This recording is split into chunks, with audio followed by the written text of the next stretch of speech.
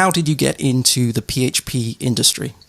Cool. So it was many, many years ago. I was actually a hardware engineer working for a local firm doing electronics. And after a while, I saw that software could interact quite happily with the hardware. And I thought, you know what?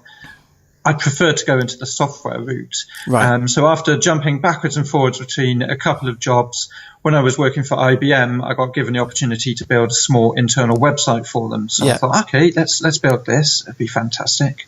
And it kind of grew up from there. So 2007, I left IBM, went off to work for a digital design agency here in Cheltenham.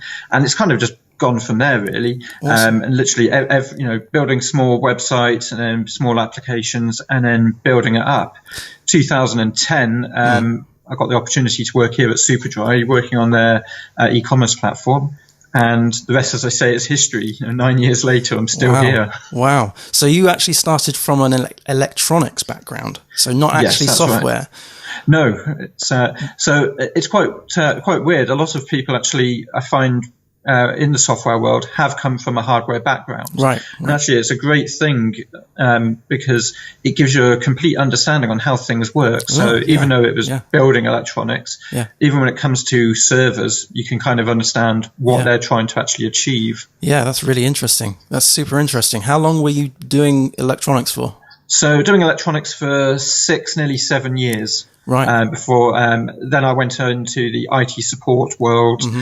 So jumping really between software and hardware, and then decided, no, let's go feet first straight into software. Awesome. And you're a PHP developer, senior PHP developer at the moment with Superdry. How did you get into PHP development?